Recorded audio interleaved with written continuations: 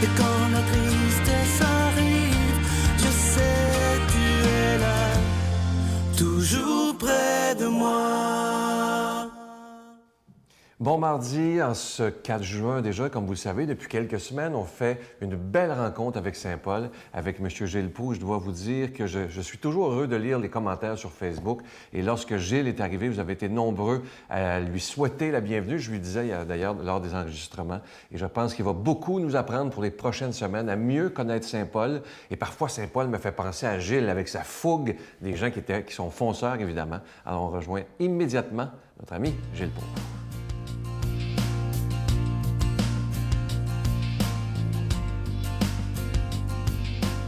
Chers amis, revenons encore une fois sur Saint-Paul ou Saul à cette époque-là. Encore, il n'est pas devenu l'apôtre que vous connaissez en criant « ciseaux ». Il disait qu'il avait grandi dans un milieu aisé. La preuve, c'est que son père va lui payer les meilleures écoles et plus tard va l'envoyer à Jérusalem. Et sa ville de Tarse n'est pas qu'une ville d'étals de fruits et de légumes ou encore de bois pour fournir l'armée romaine ou de miel et de blé pour le pain. C'est aussi un lieu fort intéressant, liturgiquement parlant. Il y a plusieurs écoles de pensée, des écoles ultra-conservatrices qui enseignent l'Ancien Testament, d'autres plus libérales, qui font plus de nuances, d'autres commencent à parler de l'école du Nouveau Testament. Jésus a passé et est disparu du décor depuis à peine quelques années. Lui, il serait né justement à l'an 5 ou 7 de notre ère, donc après Jésus. Toujours est-il que dans cette ville, de quelle religion est-il? Il est pharisien. Son père était un pharisien. Il y avait les Sadducéens qui côtoyaient harmonieusement. Il y avait les Zélotes qui, eux, étaient plus fanatiques, engagés. Ils étaient politiques. Ils n'acceptaient pas. D'ailleurs, Judas était un Zélote. Il pensait que Jésus irait libérer la Palestine de la présence romaine. Et c'est pour ça qu'il le trahit, dans le fond. Alors, il y avait donc des Sadducéens, des Zélotes, des pharisiens et des Esséniens, pas loin, quand on va à Qumran, on voit exactement où ils vivaient. Et les pires, les Sicaires. Alors, ça aussi, c'était un mouvement plus politique que religieux. Comme vous voyez, ça faisait tout un melting pot pour favoriser l'émergence d'idées nouvelles, mais de chicanes aussi. Quand on dit que les Juifs sont tellement unis, sont étaient donc capables d'être... C'est vrai qu'on peut être capable, comme eux autres, d'être unis. Quand on appartient à la diaspora, on est quelque part loin de chez soi. Mais quand on va en Israël actuellement, on s'aperçoit qu'ils ont des chicanes, eux autres aussi, entre divers groupes. Et Saint Paul, grandissant là-dedans, devient un homme qui prend goût à la parole.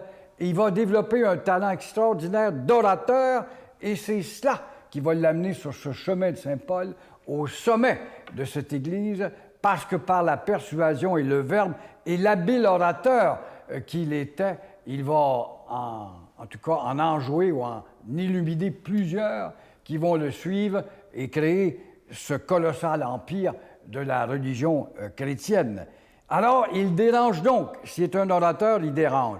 Il peut y avoir 50 des gens qui l'écoutent, qui l'aiment bien, l'autre 50 vont le détester. C'est ça qui va arriver dans son cas parce qu'il le dérange et justement, il va s'attirer, évidemment, les flèches ou les réprobations des adversaires, de ceux qui sont juifs comme lui, mais ne le suivent pas sur le terrain nouveau qui s'en vient, qui est celui du christianisme. Notre Père qui es aux cieux, que ton nom soit sanctifié, que ton règne vienne, que ta volonté soit faite sur la terre comme au ciel. Donne-nous aujourd'hui notre pain de ce jour. Pardonne-nous nos offenses, comme nous pardonnons aussi à ceux qui nous ont offensés. Et ne nous soumets pas à la tentation, mais délivre-nous du mal, car c'est à toi qu'appartiennent le règne, la puissance et la gloire, pour les siècles des siècles. Amen. C'est toujours une joie pour moi de parler du docteur Gilles Lapointe, que je connais, que c'est un ami, je l'aime beaucoup. Et lorsque je lui avais demandé il y a quelques mois s'il accepterait de faire un CD spécial pour la victoire de l'amour, il m'a dit oui tout de suite. Et il s'intitule « Faire confiance à son médecin intérieur ». Écoutez bien le titre, ça en dit beaucoup sur les CD. C'est plus d'1 heure de réflexion avec le bon Doc Lapointe sur la spiritualité, sur notre foi, aussi sur notre santé. C'est très concret, vous le connaissez. Alors, c'est pas des choses compliquées, au contraire, c'est extrêmement clair, net et précis avec le Doc Lapointe. C'est un CD qui se donne aussi très, très bien en cadeau. Vous allez l'écouter plusieurs fois, ça je vous le dis. Moi, je l'ai dans mon auto et je l'écoute régulièrement. Je vous rappelle que c'est avec un don de 25 et si vous en voulez deux, c'est avec un don de 40 Je vous rappelle qu'on vous envoie un reçu pour fin d'impôt. Je vous donne l'adresse. La Victoire de l'Amour, casier postal 120, succursale Boucherville à Boucherville, le J4B 5E6, je vous la redonne. La Victoire de l'Amour, casier postal 120, succursale Boucherville à Boucherville, le J4B 5E6. Également par carte de crédit dans le 514-523-4433, 523-4433 ou sans frais, de 1-888-811-9291, 1-888-811-9291 et aussi sur notre site Internet, le www.lavictoiredelamour.org. Alors, je vous rappelle, le titre de ce beau CD, vous ne le trouverez jamais en magasin. C'est vraiment pour les gens de la Victoire de l'Amour. C'est faire confiance à son médecin intérieur. Vous m'en donnerez des nouvelles parce que je vous le dis, c'est vraiment extraordinaire à écouter avec la belle complicité du Doc Lapointe.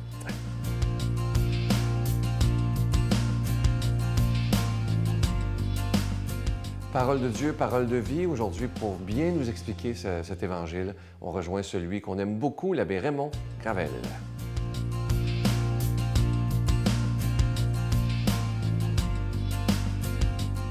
Bonjour. Aujourd'hui, c'est l'Évangile de Saint Marc. On envoya à Jésus des pharisiens et des hérodiens pour le prendre au piège en le faisant parler. Et ceux-ci vinrent lui dire, « Maître, nous le savons, tu es toujours vrai, tu ne te laisses influencer par personne, car tu ne fais pas de différence entre les gens, mais tu enseignes le vrai chemin de Dieu. Est-il permis, oui ou non, de payer l'impôt à l'empereur? Devons-nous payer, oui ou non? » Mais lui, sachant leur hypocrisie, leur dit, « Pourquoi voulez-vous me mettre à l'épreuve? Faites-moi voir une pièce d'argent. » Ils le firent. Et Jésus leur dit, « Cette effigie, cette légende, de qui sont-elles? De l'empereur César, répondent-ils. » Jésus leur dit, « À César, rendez ce qui est à César, et à Dieu ce qui est à Dieu. » Et ils étaient remplis d'étonnement à son sujet. C'est un bel évangile qu'on a ce matin. Et ça situe plein de choses, vous savez. À Jérusalem, on est proche de la condamnation de Jésus à mort, et on voit bien que les pharisiens sont indisposés et cherchent à prendre Jésus au piège. Mais Jésus ne se laisse pas faire. Il leur envoie la monnaie de leur pièce, comme on dit. Bon, pour comprendre cette controverse, il faut comprendre un peu comment ça fonctionnait à l'époque. Alors, il y a l'impôt, il y avait un triple impôt. Il y avait l'impôt qu'on payait au roi Hérode, les gens étaient surtaxés, surimposés, un autre pour le temple à Jérusalem et les prêtres, et un autre pour l'empereur de Rome. Qu'on soit riche ou pauvre, on devait tous payer ces impôts. Et il y avait en plus des douanes, des taxes et des péages que tous les Juifs devaient assumer, quelles que soient leurs conditions. Et pire encore, l'empereur César Auguste avait fait inscrire sur sa pièce de monnaie le divin César, ce qui choquait beaucoup les dirigeants juifs qui refusaient de payer l'impôt à César et même d'utiliser sa monnaie. Alors, au temps de Jésus, il y avait les Hérodiens et les Sadducéens qui, eux, entretenaient de bonnes relations avec Rome, alors ils utilisaient la monnaie royale, mais les autres, les pharisiens, les zélotes, refusaient de le faire. Alors, cette situation nous permet de comprendre la mise en scène de l'évangéliste Marc. On voit Jésus qui se fait questionner par des disciples des pharisiens, donc ceux qui refusent de porter la monnaie de l'empereur. Ils sont accompagnés des Hérodiens. Alors, est-il permis ou non de payer l'impôt à l'empereur? La question est vraiment un piège. Jésus, qu'il réponde oui ou non, il se cale automatiquement. C'est la formule classique « est-il permis » concernant l'observance de la loi de Moïse.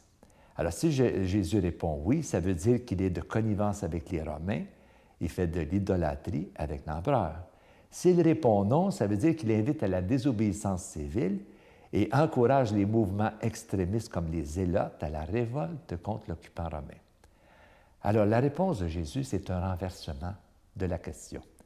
En demandant à voir une pièce de monnaie, il piège à son tour les pharisiens et les hérodiens, puisqu'il porte sur eux la pièce de monnaie qu'ils refusent de reconnaître. Alors, il démasque leur hypocrisie et leur dit, « Mais cette légende et cette effigie, de qui sont-elles? » De l'empereur César.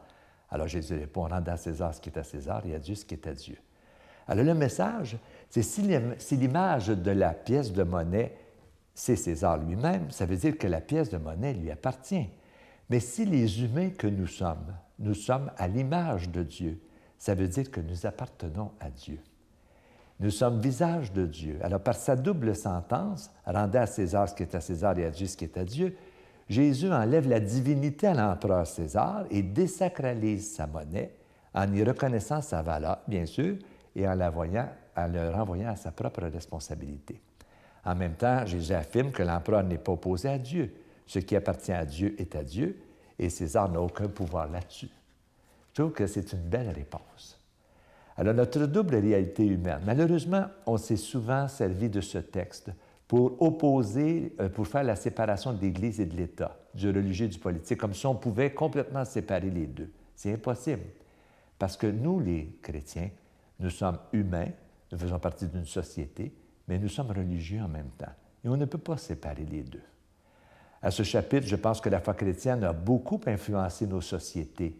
Et c'est heureux comme ça. C'est justement cette influence religieuse qui a été à l'origine de la Charte des droits et des libertés. Ça veut dire que la religion peut permettre des belles choses. Ça ne veut pas dire que la religion doit imposer à l'État ses vues et son pouvoir. Non. Mais ça veut dire qu'elle peut influencer la société, du bon côté, bien sûr. Dans sa première lettre aux Thessaloniciens, c'est le plus vieux texte qu'on a du Nouveau Testament, cette lettre a été écrite vers l'an 51, Saint Paul rappelle que la vie chrétienne repose sur 3 piliers, la foi, l'espérance et l'amour. Il dit « Sans cesse, nous nous souvenons que votre foi est active, que votre charité se donne la peine, que votre espérance tient bon en notre Seigneur Jésus-Christ, en présence de Dieu notre Père. » Et Saint Augustin, qui est au 4e siècle, disait, par rapport à l'Évangile d'aujourd'hui, il disait « De même que César cherche son image sur une pièce de monnaie, Dieu cherche son image dans ton âme. Rends César ce qui est à César et à Dieu ce qui est à Dieu. Je vous bénis au nom du Père et du Fils et du Saint-Esprit. Amen. Je vous salue Marie, pleine de grâce. Le Seigneur est avec vous. Vous êtes bénie entre toutes les femmes, et Jésus, le fruit de vos entrailles, est béni. Sainte Marie, Mère de Dieu, priez pour nous pauvres pécheurs, maintenant et à l'heure de notre mort. Amen.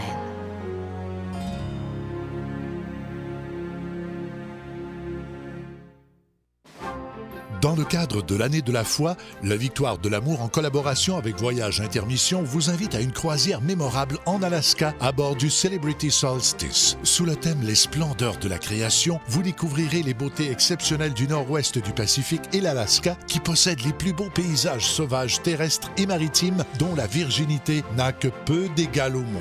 En compagnie de l'abbé Robert Lemire et Sylvain Charon, venez vivre des moments de réflexion, de prière, d'enseignement, avec célébration eucharistique quotidienne, du 29 août au 6 septembre 2013. Informations, réservations chez Voyage Intermission au 514-288-6077 ou sans frais 1-800-465-3255. Aujourd'hui, je voudrais prendre le temps de saluer une dame qui m'a écrit une très belle lettre, très touchante. Je ne dirais pas son nom de famille, c'est Alma du Nouveau-Brunswick. Je sais que vous m'apprenez dans votre lettre que vous souffrez d'un cancer. Et je veux vous dire que je demande aux gens qui écoutent aujourd'hui, que ce soit par la télévision, par Internet, de vous porter dans la prière, mais j'aimerais aussi, à travers vous, qu'on puisse porter tous les gens qui reçoivent cette terrible nouvelle qui est la maladie du cancer ou une autre maladie. Je vous souhaite bon courage. Et aujourd'hui, les gens qui écoutent, si on faisait une belle chaîne d'amour, une belle chaîne de prière pour tous ces gens qui, malheureusement, vivent de grandes épreuves au niveau de la santé, et entre autres, à tous les autres, mais aussi à Alma. Bon courage. À demain. Et quand les gens me disent, c'est quoi la recette pour vivre 60 ans ensemble? Je dis, ça prend 2 ans et demi avant. Ce qui me frappe, c'est que les gens ne font pas de fréquentation. Tu sais, j'ai dit en blague très souvent, les gens, le dimanche soir, ils rencontrent la fille, puis ils déménagent le mardi. Sacre à fesse, laisse-moi une chance. La Victoire de l'amour remercie de tout cœur les Résidences Soleil de leur accueil si chaleureux.